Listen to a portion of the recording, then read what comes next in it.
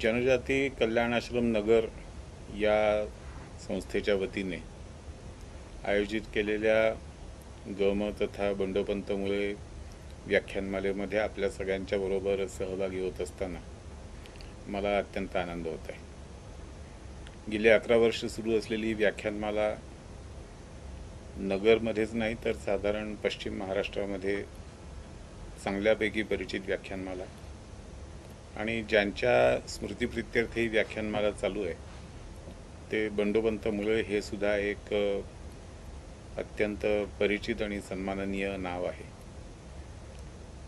बंडोपंत मुळे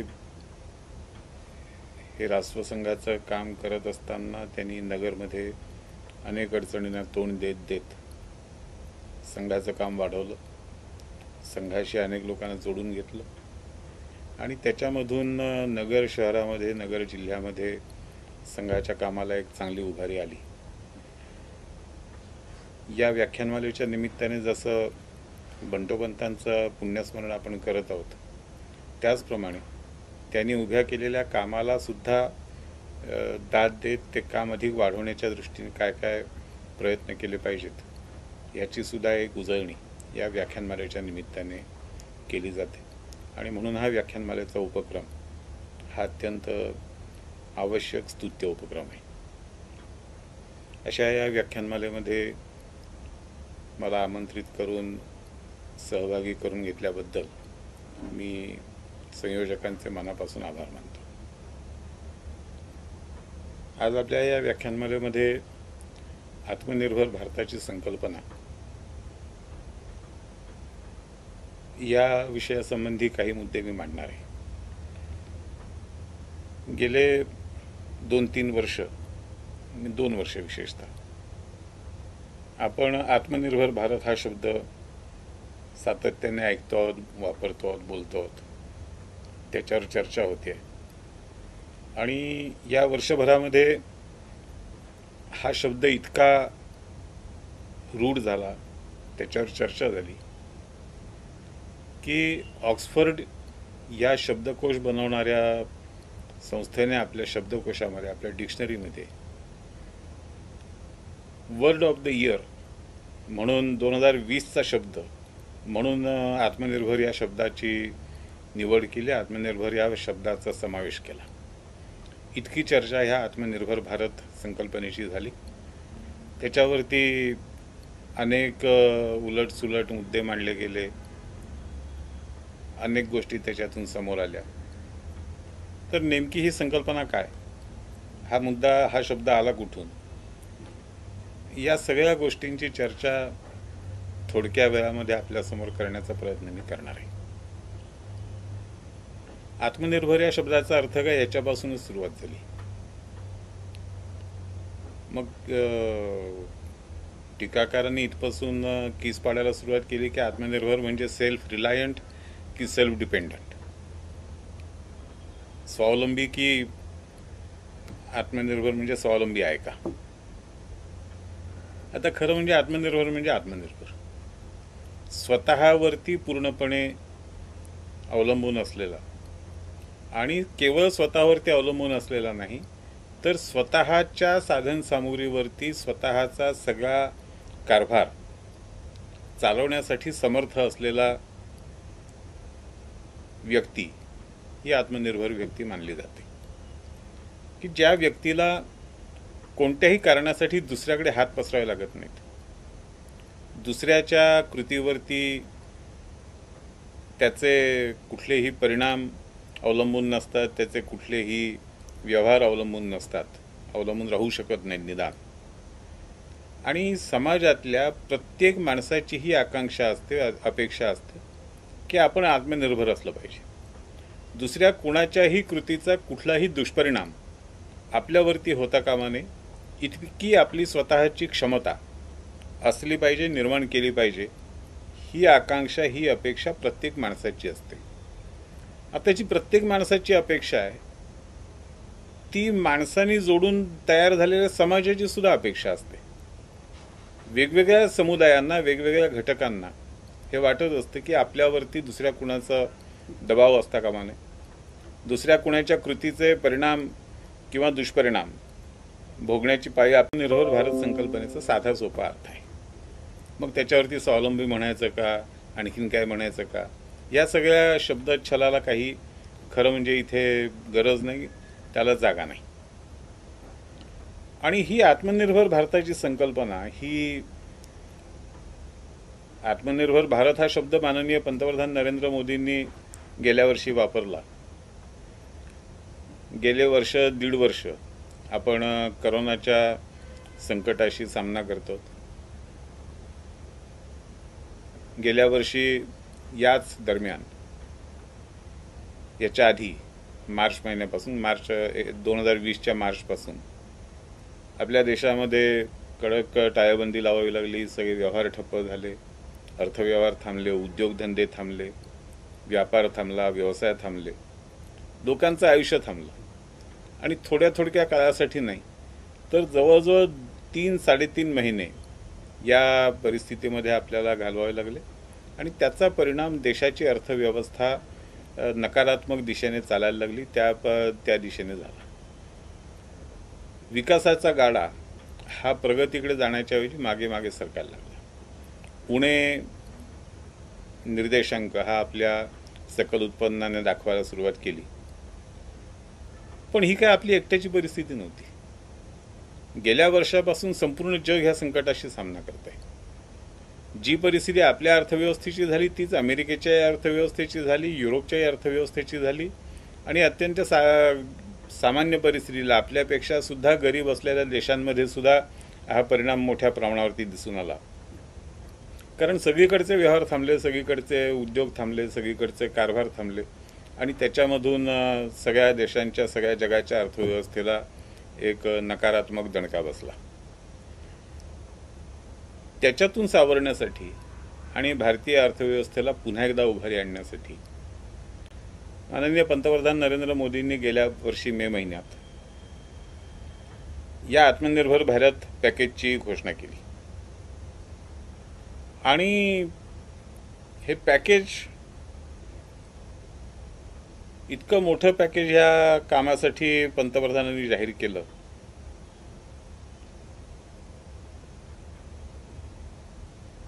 की पहिल्यांदा 12 मे 2020 रोजी ज्या दिवशी आत्मनिर्भर भारत पॅकेजची घोषणा केली त्या दिवशी 20,97,000 कोटी रुपयांचं पॅकेज पंतप्रधानांनी जाहीर केलं.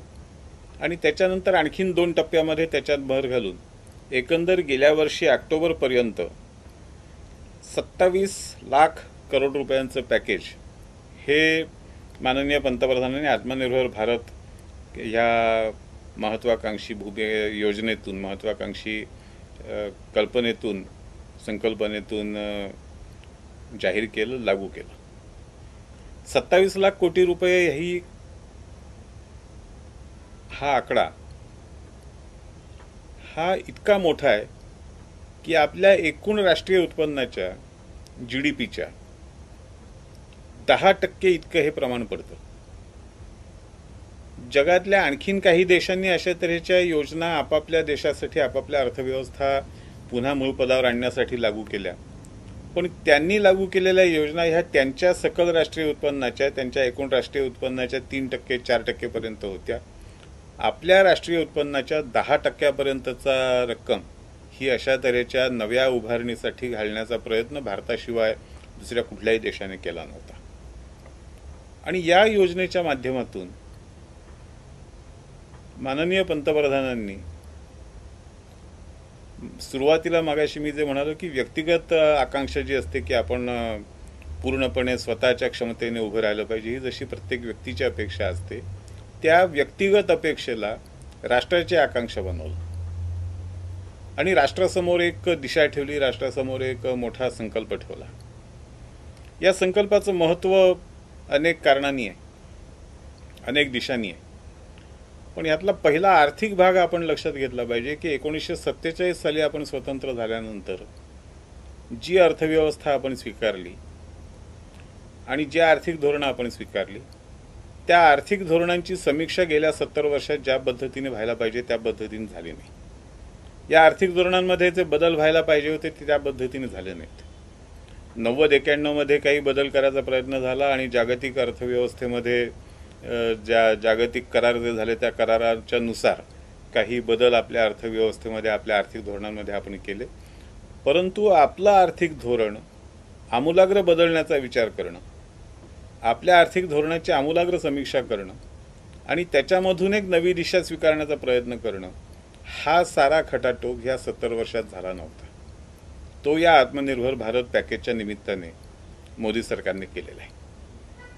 या पॅकेजच्या निमित्ताने पहिल्यांदा एक अशी योजना केंद्र सरकारने देशासमोर मांडली की ज्याच्यामध्ये एखादा वर्ग नाही, एखादा घटक नाही, एखादं राज्य किंवा एखादा प्रांत नाही, तर संपूर्ण देश, संपूर्ण समाज, संपूर्ण लोकसंख्या ही डोळ्यासमोर ठेवून त्या प्रत्येकाला त्या योजनेचा फायदा घेता येईल अशा पद्धतीने तिची रचना करणं, हा प्रयत्न ह्या आत्मनिर्भर भारत संकल्पनेच्या माध्यमातून पहिल्यांदा केला गेला.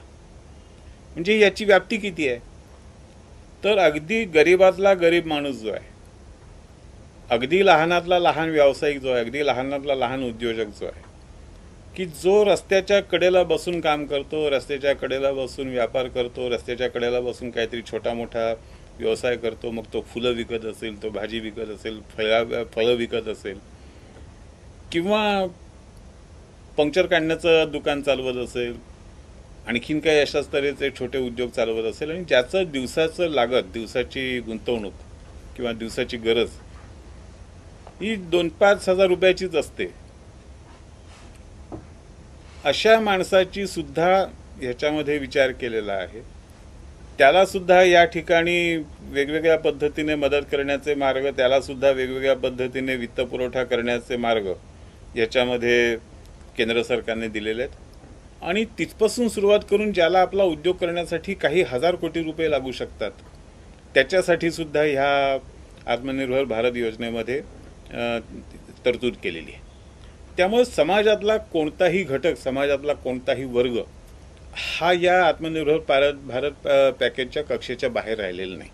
आणि अशा तऱ्हेचं सर्वव्यापी योजना, सर्वव्यापी आर्थिक योजना ही आजपर्यंत कोणत्याही सरकारने गेल्या 70 वर्षात मांडली नव्हती. ती यावर्षी पहिल्यांदा मांडली गेली, गेल्या वर्षी पहिल्यांदा मांडली गेली.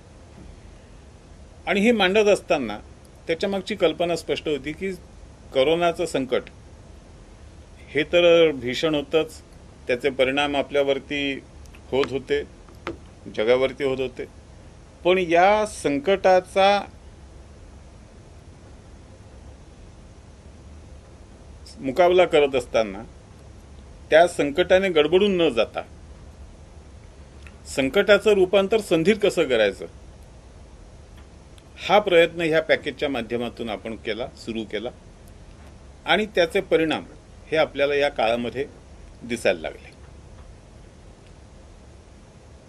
एकतर ज्या वेळेला हे पॅकेज जाहीर केलं त्यावेळेला देशातलं उद्योग क्षेत्र अडचणीत होतं, देशातलं सेवा क्षेत्र, सर्व्हिस सेक्टर अडचणीत होतं, कारण हे सगळे बंदच होतं. शेती क्षेत्रासमोर अडचणी होत्या. पण तरी सुद्धा जेव्हा हे पॅकेज लागू केलं, त्याच्या माध्यमातून पैशांचा पुरवठा केला, पतपुरवठा केला, त्याचे तातडीचे परिणाम आपल्याला शेती क्षेत्रात दिसायला लागले. शेती क्षेत्रामध्ये पूर्वीपेक्षा अधिक उत्पादन आपल्याला मिळालं, त्याचा उपयोग आपल्याला वेगवेगळ्या पद्धतीने झाला. आणि त्याचबरोबर जी धोरणं नव्याने स्वीकारली, जे धोरणात्मक निर्णय नव्याने घेतले, त्याच्यामधून नव्या उद्योगांच्या उभारणीला चालना मिळाली. उद्योगांच्या रचनेमध्ये सुद्धा फेरबदल करण्याची मानसिकता आपण या आत्मनिर्भर भारतच्या माध्यमातून तयार करायला लागलो. शेती क्षेत्रामध्ये नवे बदल आणण्याची तयारी चालू केली. आणि त्याचबरोबर गेल्या 70 वर्षांमध्ये पूर्णपणे उपेक्षित राहिलेली काही नवी क्षेत्र ही आपण यावेळेला सर्वसामान्य माणसाच्या विकासासाठी, सर्वसामान्य माणसाच्या उपयोगासाठी ही खुली करायला सुरुवात केली. उद्योग क्षेत्रामध्ये एक क्रांतिकारक पाऊल उचललं ते म्हणजे मध्यम आणि लघु उद्योगांसाठी नवं धोरण स्वीकारलं. आणि आपल्या देशामधला उद्योग क्षेत्र हे मुख्यतः मध्यम आणि लघु क्षेत्रामध्येच उभा आहे. आपल्या देशामधला जेवढा रोजगार आहे त्या रोजगारापैकी जवळजवळ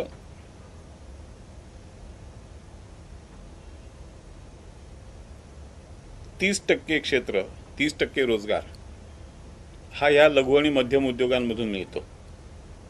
आणि आपण जी निर्यात करतो त्या निर्यातीपैकी 45% निर्यात ही या लघु उद्योग आणि मध्यम उद्योगांमधून होते. परंतु या लघु उद्योगांकडे, मध्यम उद्योगांकडे ज्या पद्धतीने लक्ष द्यायला पाहिजे होतं, त्यांच्यासाठीच्या वेगवेगळ्या तरतुदी करायला हव्या होत्या, व्यवस्था करायला हव्या होत्या, त्या या काळामध्ये आपण केल्या नव्हत्या. आत्मनिर्भर भारत पॅकेजच्या माध्यमातून आपण त्या केल्या. आणि आता ज्या नव्या मर्यादा त्यांच्यासाठी लागू केल्या, नव्या तरतुदी लागू केल्या, त्याच्या माध्यमातून जवळजवळ देशामध्ये चालणारे जेवढे छोटे मोठे उद्योग आहेत त्याच्यापैकी अगदी बडे उद्योग जर सोडले, सार्वजनिक क्षेत्रातले उद्योग जर सोडले, कॉर्पोरेट उद्योग जर सोडले, तर बाकी जवळजवळ सगळे 80-82% उद्योग हे आता या लघु उद्योग, मध्यम उद्योगाच्या क्षेत्रामध्ये आपण आणले. त्यांना सवलती लागू केल्या, त्यांना पतपुरवठा चालू केला, त्यांच्यासाठी त्यांच्या पुनरुज्जीवनासाठी काही योजना दिल्या, त्यांना पतपुरवठा करत असताना काही सवलती पाहिजेत त्या दिल्या. आणि या सगळ्या माध्यमातून ह्या क्षेत्राला एक नवी संजीवनी द्यायचा प्रयत्न केला. त्याचे परिणामही दिसायला लागले. बंद पडलेले उद्योग सुरू व्हायला लागले, नवे उद्योजक ह्या क्षेत्रामध्ये आले. आणि एवढंच करून आपण नुसतं पतपुरवठा करून थांबलो नाही, तर या उद्योगांना उत्पादन करताना सुद्धा काही ना काही संधी असली पाहिजे. या दृष्टीने एक संरक्षण क्षेत्रामध्ये आपण एक खूप मोठा निर्णय घेतला की आजपर्यंत जी संरक्षण क्षेत्राला लागणाऱ्या वेगवेगळ्या वस्तू, वेगवेगळी उत्पादनं आपण जगातून आयात करत होतो, अशी 108 उत्पादनं आपण आयातीमधून बाहेर काढली. आणि ह्या 108 उत्पादनांना आयात बंदी करून ही 108 उत्पादनं देशातच तयार व्हावीत हा निर्णय घेतला. या एका निर्णयामुळे देशामध्ये हजारो नव्या उद्योगांना संधी मिळाली, हजारो नवे उद्योग सुरू झाले, त्याच्यामधून नवे रोजगार निर्मिती आणि बाकी सर्व चालना अर्थव्यवस्थेला देण्याचं चक्र, एक नवं चक्र सुरू झालं. असेच निर्णय आणखीन अनेक क्षेत्रामध्ये घेतले. म्हणजे जसा एक मोठा निर्णय जो घेतला तो इंधन क्षेत्रामध्ये घेतला. आपण जेवढी आयात करतो, आपल्या आयातीपैकी जवळजवळ 85% खर्च हा तेलावर होतो, क्रूड ऑइलवर होतो. आणि त्याच्यामध्ये आपण आता निर्णय घेतला की क्रूड ऑइलची आयात कमी करून आपल्याला आपलं स्वतःचं इंधन, जैविक इंधन आपण कसं तयार करू शकू याचा विचार आपण करायला सुरुवात केली. आणि त्यातून इथेनॉलच्या निर्मितीला चालना दिली. नुसतं इथेनॉलच्या निर्मितीला चालना न देता जे अपशिष्ट आहे, वेस्ट आहे, ॲग्रिकल्चरल वेस्ट आहे, त्याच्यामधून सुद्धा इंधन तयार करणं, त्याचं तेल तयार करणं, याच्या टेक्नॉलॉजी, ह्याच्या तंत्रज्ञान, ह्याच्यावरती आपण खर्च करायला सुरुवात केली. त्याला परवाने द्यायला सुरुवात केली, त्याला चालना द्यायला सुरुवात केली. आणि आपण जर आपल्या क्रूड ऑइलचं आयात ही 10%, 12%, 15% कमी करू शकलो तरीसुद्धा आपल्या अर्थव्यवस्थेला एक वेगळा आयाम त्यातून प्राप्त होणार आहे, वेगळी चालना मिळणार आहे. आणि जैविक इंधनासाठी आपण जे प्रयत्न करतो त्याचा फायदा पर्यावरणाला जसा आहे तसं स्थानिक रोजगार निर्माण करण्याला आहे. आणि शिवाय ॲग्रिकल्चरल वेस्टवरती आपण काम करतो, ॲग्रिकल्चरल वेस्ट वापरण्याचा प्रयत्न करतो. त्यामुळे शेतकऱ्याचं उत्पन्न वाढायला मदत होणार आहे. शेतकऱ्याच्या कचऱ्याला सुद्धा त्यातून पैसे मिळतील, ही त्यातली आपली कल्पना, हा त्यातला आपला प्रयत्न आहे. आणि म्हणून या आत्मनिर्भर भारतमधलं महत्त्वाचं धोरण एका वाक्यात जर सांगायचं झालं, ज्याचं स्वतः पंतप्रधानांनी जो उल्लेख केला होता, 0 इम्पोर्ट पॉसिबल मोस्ट एक्सपोर्ट, की आयात इतकी कमी करायचा प्रयत्न करू की ती शून्यापर्यंत आली पाहिजे. आणि जेवढं होईल तेवढं एक्सपोर्ट करण्याचा प्रयत्न केला पाहिजे. म्हणजे बाहेरून आपण कमीत कमी घेऊ आणि आपल्याकडे तयार होणाऱ्या वस्तू जास्तीत जास्त बाहेर पाठवू, हा त्याच्यामागचा एक हेतू, उद्देश हा डोळ्यासमोर ठेवून आत्मनिर्भर भारत पॅकेजची रचना केली. आत्मनिर्भर भारत पॅकेजमध्ये त्या पद्धतीने योजना लागू केल्या. मग 200 कोटी रुपयांपर्यंतचे जे पायाभूत सुविधांच्या विकासांचे प्रकल्प आहेत ते आपण स्थानिक उद्योजकांसाठी, स्थानिक व्यावसायिकांसाठी आरक्षित करून टाकले. जागतिक उद्योजकांना, जागतिक व्यावसायिकांना त्याच्यामध्ये येता येणार नाही ही तरतूद केली. अशा वेगवेगळ्या तरतुदी करून ज्याच्यामधून स्थानिक उद्योगाला चालना मिळेल, स्थानिक उद्योजकाला संधी मिळेल, त्याचं क्षेत्र मोकळं होईल, असे निर्णय या आत्मनिर्भर भारत पॅकेजच्या माध्यमातून घेत असताना काही नवी क्षेत्र जी आपण तयार करायला लागलो, काही नवी क्षेत्र जी आपण समोर आणली, ती मुख्यतः शेतीशी संबंधित क्षेत्र आहेत. की शेतीमध्ये नवी भांडवली गुंतवणूक होणं, शेतीमध्ये नवं तंत्रज्ञान आणणं, शेतीमध्ये आधुनिक अवजारांचा वापर अधिकाधिक करणं. आणि ही आधुनिक अवजारं कोणती, तर मोठी अवजारांपेक्षा सुद्धा लहान शेतकऱ्याला स्वतःच्या तुकड्यामध्ये, स्वतःच्या लहान शेतामध्ये जी अवजारं वापरून आपलं उत्पन्न वाढवता येईल आणि आपले श्रम कमी करता येतील अशी अवजारं, त्याच्यावरती भर द्यायला आपण सुरुवात केली. छोट्या उद्योगांवर भर द्यायला सुरुवात केली. की आत्मनिर्भर भारत म्हणत असताना प्रत्येक व्यक्ती, प्रत्येक गाव आत्मनिर्भर होईल हा त्यातला प्रयत्न. की उद्योगांचं विकेंद्रीकरण करणं, अधिकाधिक उद्योग अधिकाधिक ठिकाणी पोचणं आणि त्याच्यामधून नवे रोजगार निर्माण होणं ही कल्पना त्यातली मांडली. छोट्या अगदी घराघरातून उद्योग सुरू झाले पाहिजेत आणि त्यासाठी लागणारी धोरणं ही सुद्धा आपण स्वीकारली. गृहोद्योगाला चालना देणं, ग्रामोद्योगाला चालना देणं, शेतीवर आधारित उद्योगांना चालना देणं ही भूमिका स्वीकारली.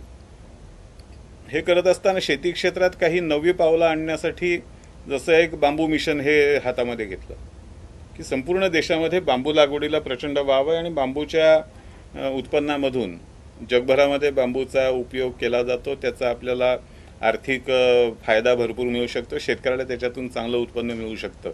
हे लक्षात घेऊन बांबू मिशन लागू केलं आणि त्या बांबू मिशनसाठी काही हजार कोटींची तरतूद केली.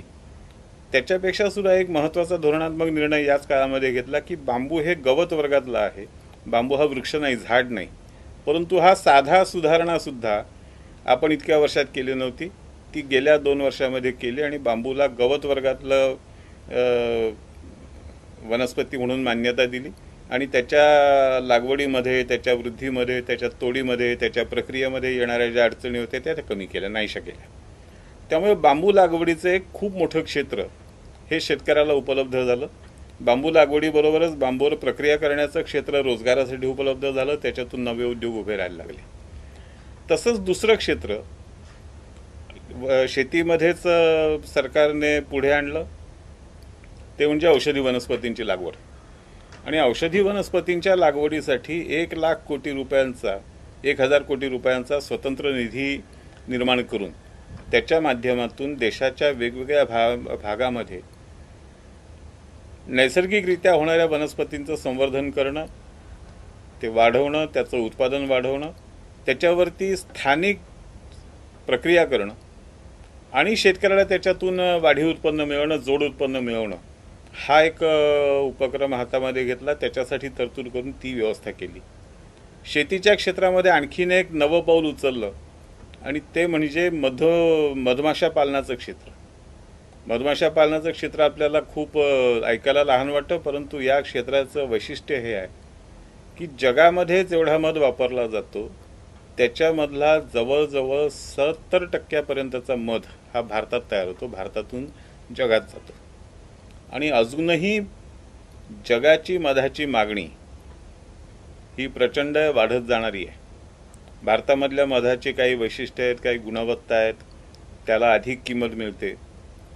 आणि मधमाशा पाळण्यासाठी फार वेगळं काही करावं लागत नाही. शेतकऱ्याला जो जोड उद्योग तर होतोच, पण त्याच्यामधून चांगलं उत्पन्न मिळतं.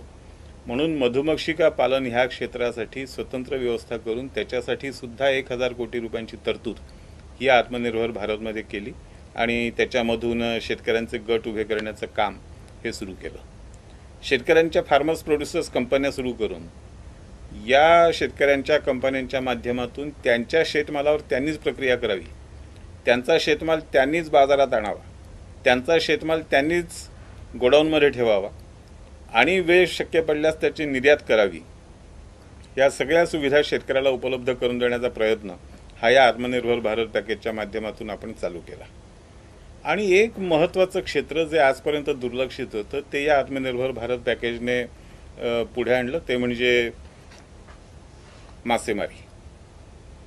आतापर्यंत आपण मासेमारीचा विचार जो काही करत होतो तो फार तर समुद्र किनाऱ्यावरती होणारी मासेमारी आणि खोल समुद्रात होणारी मासेमारी या सगळ्याचा विचार करत होतो। पण आता या आत्मनिर्भर भारत पॅकेजमध्ये समुद्र किनाऱ्यावरच्या मासेमारी सकट अगदी एखाद्या गावातल्या लहानशा तलावामध्ये केली जाणारी मत्स्यपालन आणि मासेमारी इथपर्यंत सगळ्यांची समावेश करून 1,00,000 कोटी रुपयांची प्रचंड तरतूद ह्या क्षेत्रासाठी केली। या क्षेत्रामध्ये नवतंत्रज्ञान आणणं, या क्षेत्रामध्ये नव्या व्यवस्था आणणं, या क्षेत्रामध्ये गोडाऊनची व्यवस्था करणं, या क्षेत्राच्या मार्केटिंगची व्यवस्था करणं, या क्षेत्रामध्ये प्रशिक्षणाची व्यवस्था करणं, या सगळ्या गोष्टींचा समावेश या पॅकेजमध्ये केला। आणि या सगळ्या दृष्टीने जर आपण बघितलं तर हे आत्मनिर्भर भारत पॅकेज हे मी मगाशी म्हणत असं समाजातल्या प्रत्येक घटकाचा विचार करणारं पॅकेज आहे। या पॅकेजचं आणखीन एक महत्त्वाचं वैशिष्ट्य म्हणजे या पॅकेजचा 30% भाग हा महिला वर्गाकडे जातो। मग तो महिला शेतकरी असेल त्यांच्याकडे जाईल, महिला उद्योजक असेल त्यांच्याकडे जाईल, महिला व्यावसायिक असेल त्यांच्याकडे जाईल। पण जवळजवळ 30% वाटा हा ह्या पॅकेजचा महिला क्षेत्रासाठी जाणार आहे आणि त्या दृष्टीने ह्या पॅकेजचं महत्त्व सर्व दृष्टीने आहे। परंतु हे केवळ आर्थिक पॅकेज असं नाही आहे, तर ह्या आत्मनिर्भर भारत संकल्पनेच्या मागे एक 125 वर्षांच्या आर्थिक चिंतनाचा आधार आहे। लोकमान्य टिळकांनी जेव्हा स्वातंत्र्य आंदोलन सुरू केलं, स्वराज्याचं आंदोलन सुरू केलं, त्यावेळेला त्यांनी पहिली हाक जी दिली होती ती आर्थिक स्वातंत्र्याची दिली होती। त्यांची स्वदेशी, त्यांचं स्वराज्य हे आर्थिक मुद्द्यांशी जोडलेला मुद्दा होता आणि त्यासाठी त्यांनी आपले उद्योग उभे राहिले पाहिजेत याच्यासाठी त्या काळात 100 वर्षापूर्वी, 125 वर्षापूर्वी आज जो क्राउड फंडिंगचा शब्द वापरतो ते क्राउड फंडिंग करून लोकांकडून पैसा जमा करून पैसा फंड हा संकल्पना त्यांनी मांडली, पैसा फंड स्थापन केला आणि त्या पैसा फंडाच्या माध्यमातून लोकांकडून पैसा जमा करून त्याच्यातून उद्योग उभे केले, उद्योगामध्ये त्यांनी लोकांचा पैसा आणला। तर हे लोकमान्यांचं जे चिंतन होतं, हा जो लोकमान्यांचा दृष्टिकोन होता त्याचंच अधिक मांडणीनंतर महात्मा गांधींनी केली आणि त्यांनी ग्रामोद्योगावरती भर दिला, कुटीरोद्योगावरती भर दिला। प्रत्येक व्यक्तीला उद्योजक बनवण्याचा आग्रह महात्माजींनी धरला।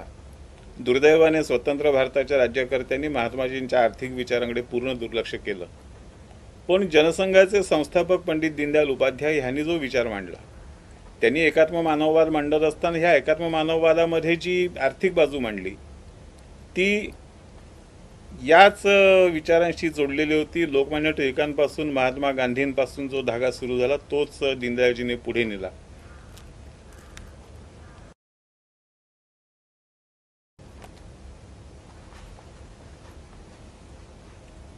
तोच धागा दीनदयाळजींनी पुढे नेला आणि त्याच्यामधून ग्रामीण भागावरती आधारित अर्थव्यवस्था, शेतीवर आधारित अर्थव्यवस्था, विकेंद्रित अर्थव्यवस्था हा त्यांनी आग्रह धरला। छोट्या मोठ्या गावातल्या माणसाला उपजीविकेसाठी आपलं गाव सोडून शहराकडे जावं लागतं कामा नये। छोट्या शेतकऱ्याला सुद्धा आपली शेती सोडून देऊन शहराकडे जायची गरज पडता कामा नये। भूमिहीन शेतमजुराला सुद्धा रोजगारासाठी शहरामध्ये धाव घ्यायची गरज पडता कामा नये। तर त्याला स्वतःच्या परिसरामध्ये, स्वतःच्या गावामध्ये, स्वतःच्या आजूबाजूच्या परिसरात राहून उद्योग व्यवसाय करता आला पाहिजे, स्वतःची उपजीविका करता आली पाहिजे आणि त्याच्यामधून संपत्तीची निर्मिती झाली पाहिजे, त्याच्यामधून साधन संपत्तीची निर्मिती झाली पाहिजे। हा आग्रह दीनदयाळजींनी धरला। तो लोकमान्य टिळकांपासून महात्मा गांधींपासून दीनदयाळजींपर्यंत जो विचार आला होता तोच विचार हा या आत्मनिर्भर भारत संकल्पनेचा पाया, ह्या आत्मनिर्भर भारत संकल्पनेचा कणा आहे आणि त्याचा अधिक विस्ताराने मांडणी, त्याचा अधिक विस्ताराने व्यवहारातला वापर हा या आत्मनिर्भर भारत पॅकेजच्या माध्यमातून आपण करतो। आणि या आत्मनिर्भर भारत संकल्पनेचा शेवटचा आणि सगळ्यात महत्त्वाचा मुद्दा हा आहे की करोनाने आपल्याला काय शिकवलं। तर करोनामुळे जेव्हा जगामधून वस्तू येणं बंद झालं, म्हणजे जगामधल्या सगळ्या उद्योगाला सुटे भाग पुरवण्याचा धंदा हा चीन करतो. आपल्याकडे जे वेगवेगळ्या वस्तू बनतात त्याच्यामधल्या 60-65%, 70% सुट्या वस्तू, भाग हे आपण चीनमधून आयात करत होतो. त्या सगळ्या उद्योगांना करोनामुळे झटका बसला, करोनामुळे धक्का बसला. चीनची फॅक्टरी ऑफ दी वर्ल्ड बंद पडली आणि जगामधले नवे, म्हणजे जगामधले तर बंद पडलेच, भारतातले सुद्धा, भारतामधले सुद्धा हजारो उद्योग बंद झाले. आता या पुढच्या काळामध्ये अशी वेळ पुन्हा आपल्यावर येता कामा नये की जगात काही हो, पण आपल्याकडचे उद्योग हे आपल्या स्वतःच्या साधनसामुग्रीवरती उभे राहतील, स्वतःच्या क्षमतेवरती उभे राहतील. जग बंद पडलं, जगाचे व्यवहार थांबले, म्हणून आपले व्यवहार थांबता कामा नयेत. आपल्याला कोणी वेठीला धरता कामा नये आणि आपली आर्थिक नाडी आवळून आपल्याला लाचार बनवण्याचा प्रयत्न सुद्धा कोणी करता कामा नये. हा आत्मनिर्भर भारत संकल्पनेचा पुढचा मुद्दा आहे की आपली क्षमता इतकी पाहिजे की जरी जगामधले व्यवहार थांबले तरी सुद्धा आपले व्यवहार थांबता कामा नयेत. जरी जगातलं उत्पादन थांबलं तरी आपले उत्पादन थांबता कामा नये. आपलं उत्पादन आपण जगाला देऊ शकलो पाहिजे आणि ह्याच्यातून जो भारत उभा राहील तो पूर्णपणे स्वतःच्या सामर्थ्यावर उभा असलेला भारत असेल. आणि जेव्हा इतक्या पद्धतीने सामर्थ्यावरती उभा राहिलेला भारत आपण बघू त्यावेळेला तोच भारत वैभव संपन्न सुद्धा असेल. कारण या माध्यमातून जे रोजगार उभे राहतील, या माध्यमातून जे उद्योग उभे राहतील, या माध्यमातून शेतीवरती आधारित जे उद्योग उभे राहतील, या माध्यमातून जे छोटे छोटे उद्योग उभे राहतील, अधिकाधिक माणसांना व्यवसाय मिळेल, त्याच्यातूनच रोजगार वाढणार आहे, बेरोजगारी कमी होणार आहे, त्याच्यामधून आर्थिक उत्पन्न वाढणार आहे, त्याच्यामधून गरिबीखालची लोकसंख्या कमी होणार आहे. आणि या सगळ्या उद्देशाने तेव्हा हे सगळे उद्देश आपण साध्य करू की गरिबीखालची लोकसंख्या आपण शून्यापर्यंत आणू, बेघरांची संख्या आपण शून्यापर्यंत आणू, रोजगारांची संख्या आपण कोटींच्या घरामध्ये घेऊन जाऊ. त्यावेळेला या देशामध्ये निर्माण झालेली संपत्ती आणि या देशाचं निर्माण झालेलं सामर्थ्य हे इतकं भरपूर असेल, इतकं बळकट असेल की त्या वेळेला आपल्या देशाला आव्हान देण्याची क्षमता, हिम्मत हे बाहेरून कोणी करू शकणार नाही. आणि त्यामुळे वैभव संपन्न देश, समर्थ देश हे सुद्धा आत्मनिर्भर भारताचं अंतिम उद्दिष्ट आहे. आपण ज्याला म्हणजे आपण काही निर्णय घेताना कसे निर्णय घेतलं तर मोबाईलच्या क्षेत्रामध्ये वावरणाऱ्यांना माहिती आहे की जसे आपण संरक्षण क्षेत्रातली 108 उत्पादनांच्या आयातीवर बंदी घातली, तसं मोबाईलच्या वापरामधले ॲप्स पहिल्यांदा 49 आणि नंतर आणखीन काही अशी मिळून जवळजवळ 200 ॲप्सवरती आपण बंदी घातली. ही ॲप्स बहुतांशी चायनीज होती. त्याच्यामुळे आपल्या देशाच्या सुरक्षेला धोका होत होता, कारण या ॲप्सच्या माध्यमातून भारतातली माहिती चोरली जात होती, ती चीनकडे जात होती. हा एक वेगळा मुद्दा. पण हे ॲप्स ज्या वेळेला आपण बंदी घातली त्यावेळेला त्यांची जागा घेणारे शेकडो भारतीय ॲप्स समोर आले. भारतीय व्यावसायिक त्याच्यातून तयार झाले, भारतीय उद्योजक त्याच्यातून तयार झाले आणि चीनचं काही अब्ज कोटी रुपयांचं नुकसान झालं. त्याच्यावरती चीनने थैथॅट केला वगैरे, तो भाग सगळा वेगळा, तो आत्ता काय आपला विषय नाही. परंतु ज्या वेळेला आपण अशा पद्धतीने स्वतःची साधनसामुग्री निर्माण करू, ती साधनसामुग्री निर्माण करत असताना आपण आपल्या लोकांना रोजगार देऊ, आपण आपल्या लोकांना आपल्या पायावर उभे करू आणि त्याच वेळेला आपल्या देशातून परक्या देशांकडे जाणारा अब्जावधी रुपयांचा पैसा थांबवू, आपल्याच देशात येईल, तो आपल्याच देशात फिरत राहील. या सगळ्या गोष्टींचा जर एकत्रित विचार केला तर या आत्मनिर्भर भारत पॅकेजच्या माध्यमातून येत्या काही वर्षांमध्ये निर्माण होणारा भारत हा कसा असेल हे आपल्या डोळ्यासमोर आपण आणू शकतो.